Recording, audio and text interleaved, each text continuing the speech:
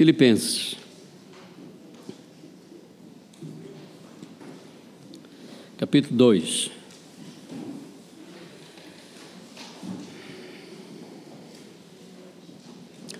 Na realidade, o texto, em termos de um texto autónomo, começa no verso 27 do capítulo 1.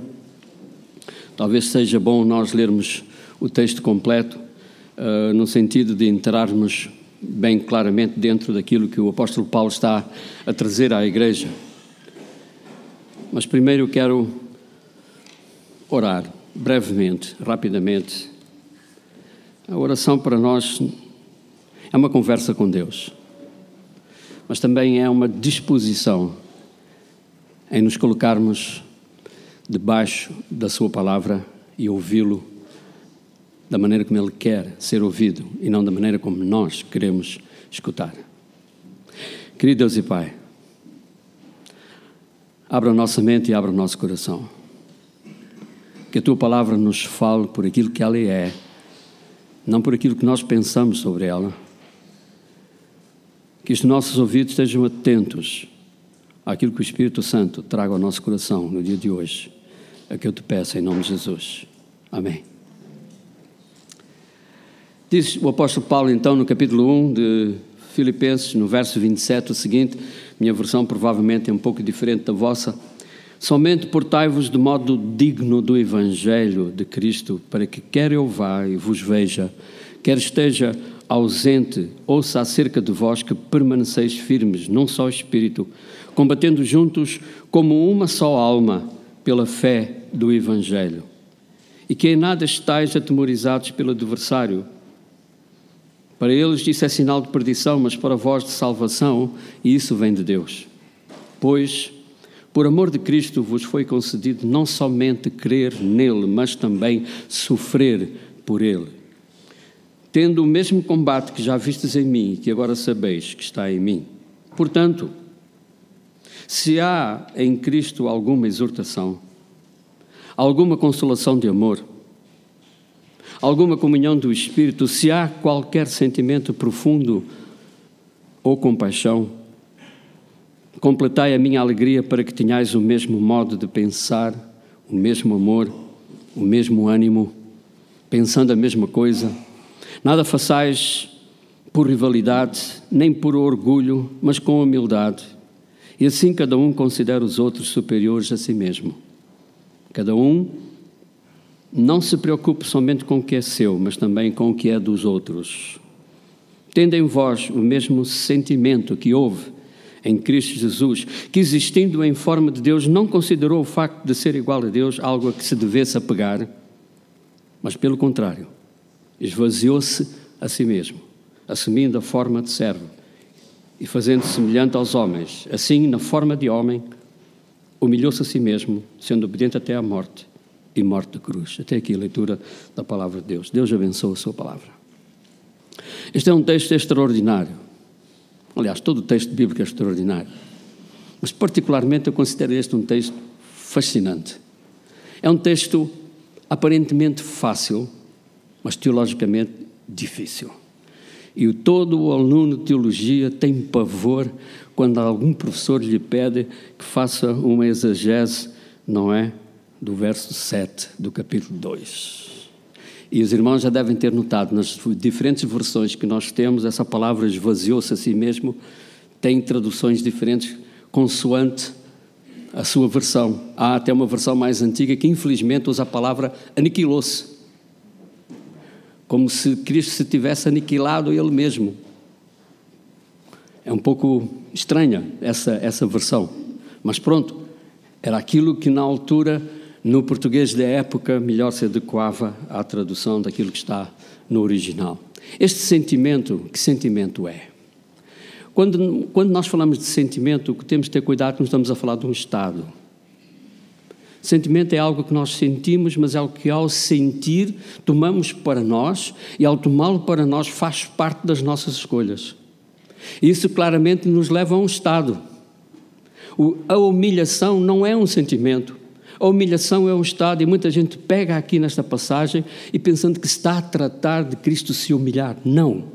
Este esvaziar-se deu em humilhação à frente, mas ele em si não é humilhação.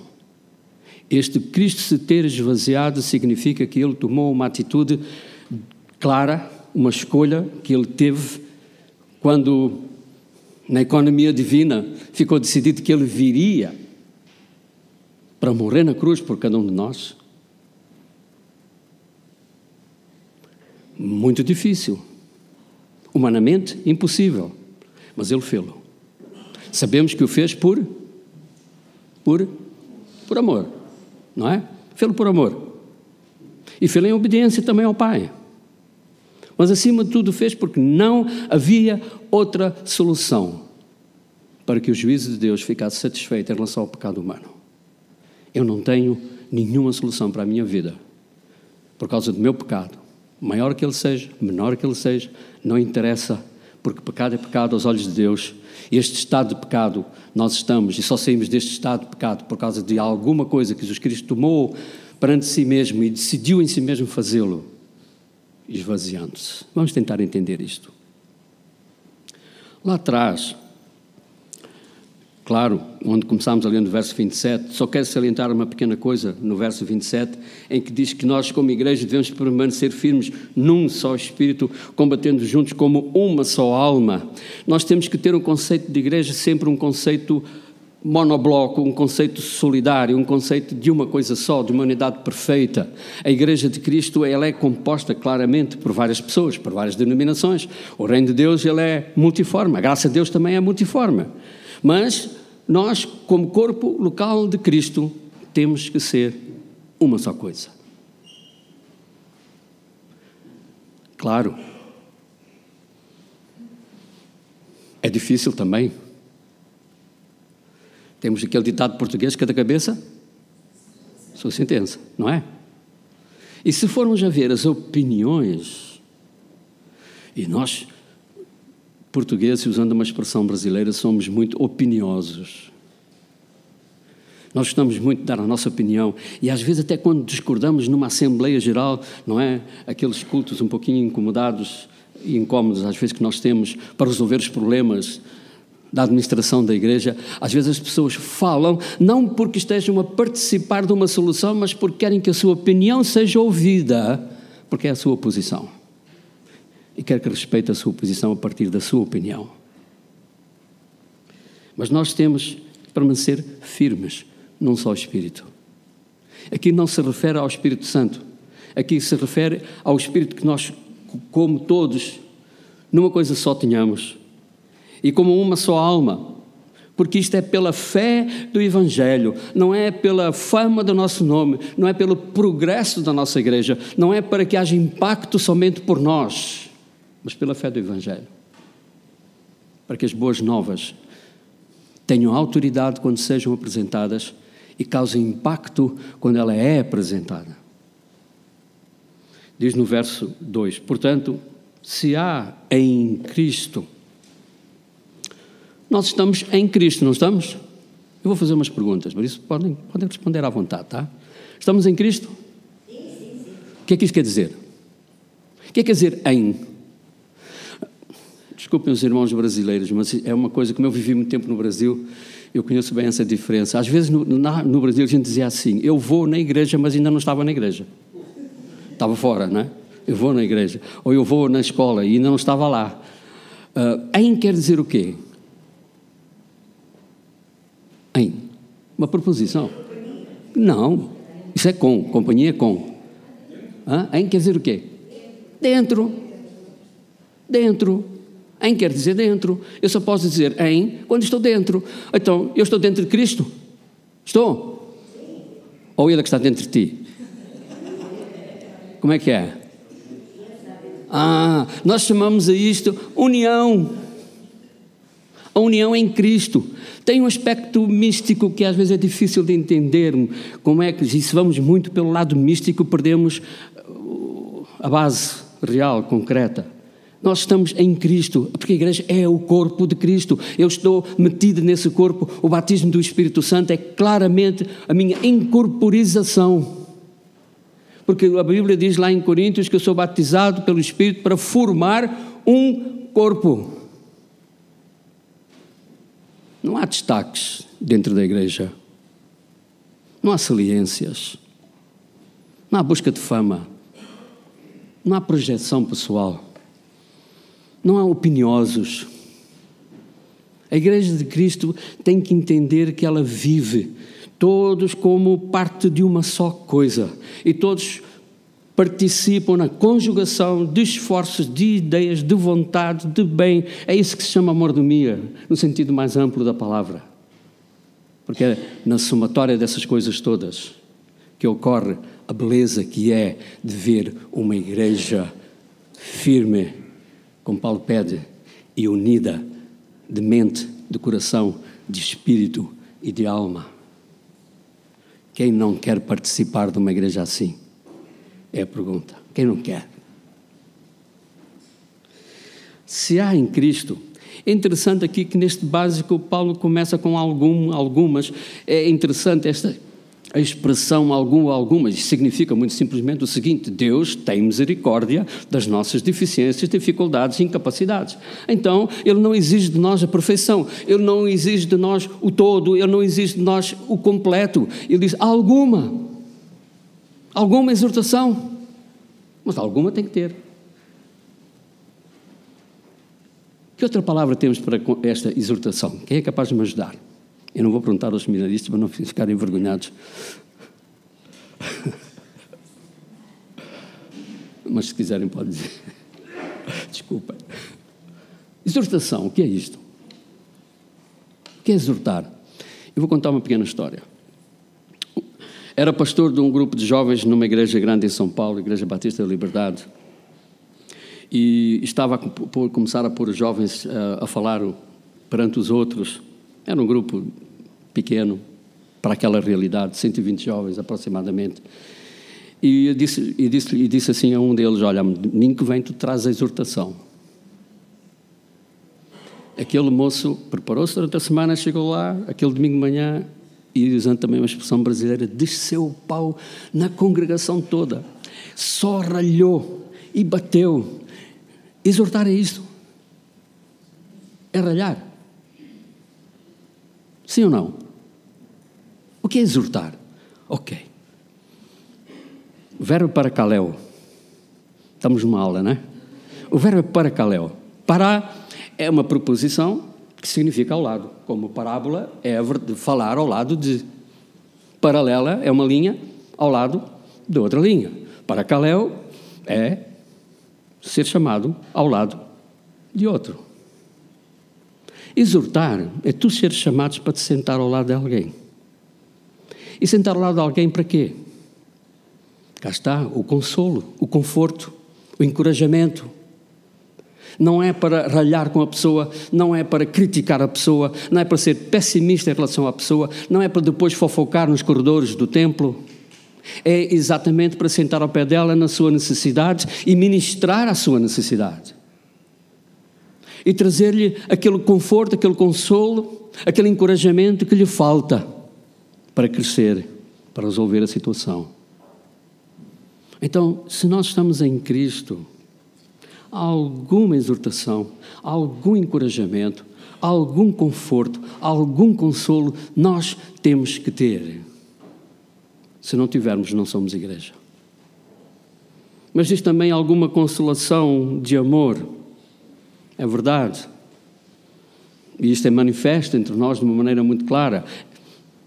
Também é normal que tenhamos mais amizade com este ou com aquele. Há grupinhos. Não é problema. Há congenialidades, há interesses. Precisam ser alimentados e tratados nesse sentido. Mas, no fundo, este amor tem que ser visto, tem que ser notado. E se os irmãos repararem, e de certeza tenho muitos exemplos sobre isso em muitas igrejas, alguém que vem e nos visita, o primeiro aroma que eles têm da nossa vida cristã e do nosso testemunho cristão é o amor que existe entre nós. Mas este amor tem que existir. Tem que ser sentido, ser palpado, tem que ser cheirado, tem que ser visto, tem que ser real, tem que ser concreto, tem que ser medido. E a mensuração do amor tem muito a ver com a maneira como nós lidamos uns com os outros. Alguma consolação, pelo menos, tem que haver, senão não seremos igreja. Também comunhão do Espírito. Uns têm mais comunhão e reclamam dos que têm menos. Uns acham até que são mais especiais porque têm mais comunhão. Acham que têm mais comunhão que outros. A comunhão do Espírito é uma coisa muito individual, muito particular. Cada um terá a sua. Alguma comunhão, ela é necessária. E diz o texto, e se há qualquer sentimento profundo e compaixão, é interessante esta palavra sentimento profundo. A palavra que está aqui no grego é ventre, tripas. Não faz sentido em português, não é? Mas nós temos um ditado português, faz das tripas coração, não é? Quer dizer o que é isso? O que é que isso quer dizer? Fazer das tripas coração. O irmão não conhecia esse ditado, pois não? O que é isso? Fazer das tripas coração. Esforçar-se, ter coragem, ir para a frente, não é? Na Bíblia, muitas vezes, a palavra ventre tem a ver com um sentimento profundo de aproximação em relação ao outro. É sentir com o ventre, não é só sentir intelectualmente, é sentir com o corpo a proximidade, a necessidade de estar junto com as outras pessoas.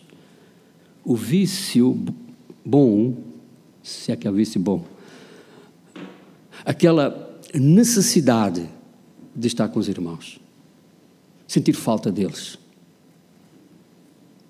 E quando não está, não estamos bem. Quando não chegamos perto, falta qualquer coisa. E claramente, meus irmãos, isto acontece até na nossa própria casa, na nossa própria família. Se isso não existir, se não houver essa dependência, se não houver essa interligação entre nós, se não houver esta coisa mútua de querer estar junto àqueles que são os meus irmãos, algo está errado, muito errado, na nossa vida. Ele diz no verso 2, completai. Significa que esses alguns e algumas é a base, partimos dela, mas é preciso algo mais que é importante que nós desenvolvamos. Ele diz, completai a minha alegria para que tenhais o mesmo modo de pensar. A Bíblia diz que nós não podemos fazer uma junta de boi e de burro. E que dois não podem andar juntos se pensarem diferente.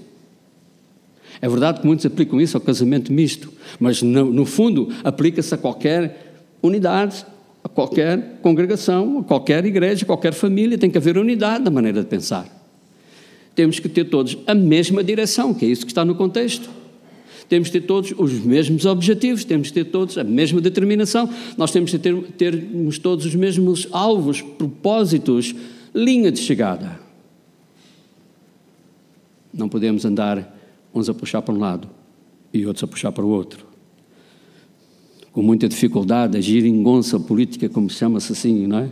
A geringonça política que temos no governo, para que ela ande como geringonça, ande toda para o mesmo lado, não é fácil. Ora, às vezes na igreja acontece a mesma coisa. Pequeno exemplo. Há um projeto, há um plano apresentado numa assembleia da igreja. E alguém apresenta esse plano, ou o pastor, seja lá quem for, não interessa, apresenta esse plano e algum irmão se levanta logo de imediato e diz assim, os irmãos estão loucos, não temos orçamento para isso. Aqui já há divergência. Não é só uma questão, às vezes, de a fé não entrar na questão dos projetos, mas tem a ver com o simples facto de nós não querermos ter as mesmas vias, não queremos ter as mesmas linhas e não queremos ter as mesmas soluções. Temos que ter o mesmo modo de pensar, temos que ter o mesmo amor, temos que ter o mesmo ânimo, o mesmo desejo, a mesma motivação. E diz ainda pensando, que há um pleonasmo, mas este pleonasmo é importante porque reforça a ideia, pensando a mesma coisa. Os alvos de uma igreja têm que ser gritados, talvez até cantados, não sei, não é? Tem que ser tornado universais, tem que ser uma coisa pública, tem que ser uma coisa que qualquer irmão da igreja saiba. É muito triste quando lá fora alguém pergunta a um de nós, a um membro da igreja, afinal, o que é que a tua igreja faz? Olha, temos um culto ao domingo à tarde. Como se isso resumisse o que é ser a igreja.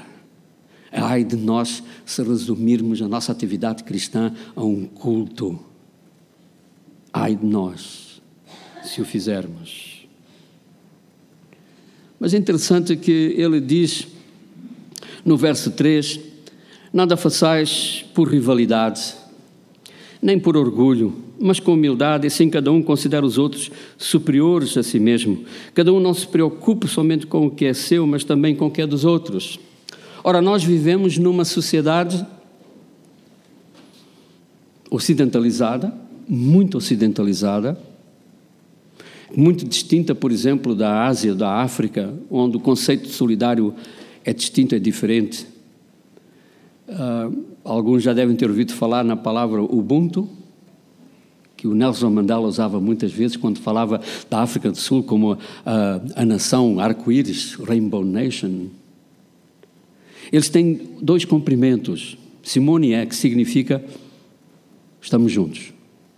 Mas o Ubuntu é uma coisa tão extraordinária em termos do conceito que ele está, e diz, eu sou porque tu és. A minha vida é determinada pela necessidade dos outros. A minha vida é determinada pelo aquilo que os outros me carecem, por aquilo que os outros precisam. E que o nosso ministério não pode ser um ministério trazido em pacote, mas tem que ser um ministério que seja desenvolvido para satisfazer, atender, ministrar às necessidades dos outros. Assim é essa igreja. Olhem para quem está ao seu lado. Perguntem quem está ao seu lado. Em que é que eu posso ser útil a ti? Vão lá, perguntem lá. Perguntem lá quem está ao lado. O que é que eu posso te ajudar? O que é que eu posso te ajudar? Talvez até nem conheça bem a pessoa, não é?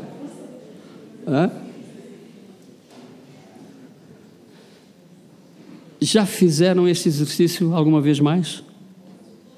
Às vezes nós sentamos-nos no banco de uma igreja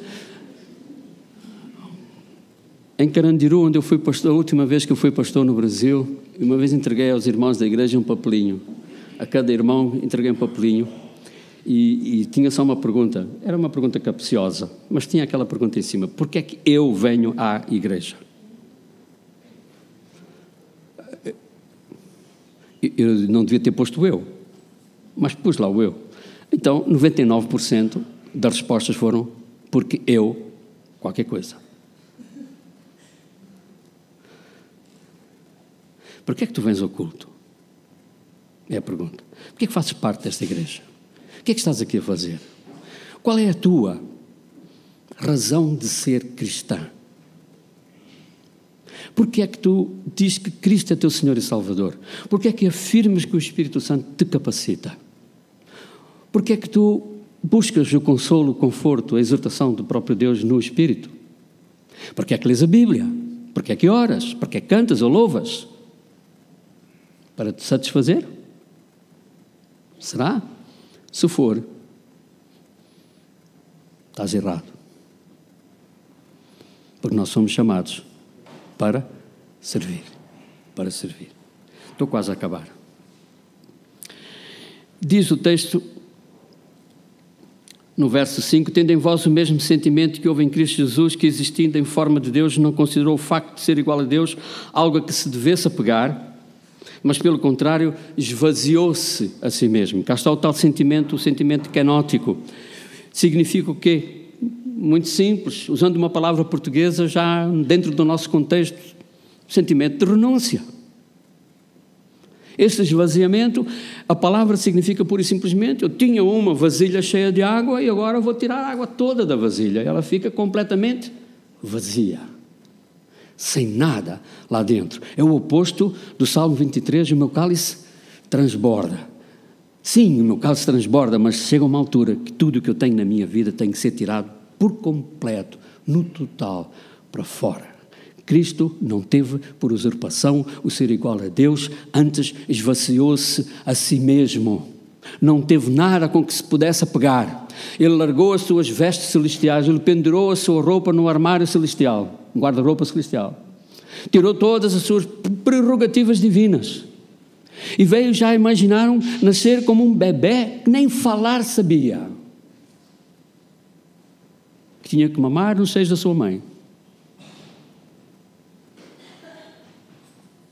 Isto não é humilhação, é renúncia. Para quê? Para entrega. Renúncia com propósito. Não é renúncia vazia, não é renúncia dos sacrifícios da Idade Média, não é renúncia na martirização e no sofrimento, é renúncia no sentido de eu me esvaziar de todos os meus direitos, dos meus sonhos, do que eu quero, do que eu desejo, do que eu ambiciono, e me entregar para servir.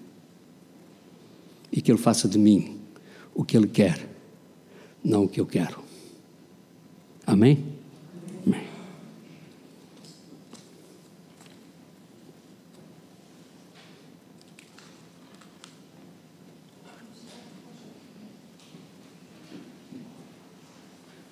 Vamos ouvir o pós-lúdio em silêncio, parte do culto. Querido Deus e Pai, prepara também agora o nosso coração para quando sairmos do templo. Continuemos ainda a ouvir a Tua palavra, Teu Santo Espírito firme no nosso coração, aquilo que porventura Ele trouxe a cada um de nós. Abençoa-nos neste aspecto, que eu te peço em nome de Jesus. Amém.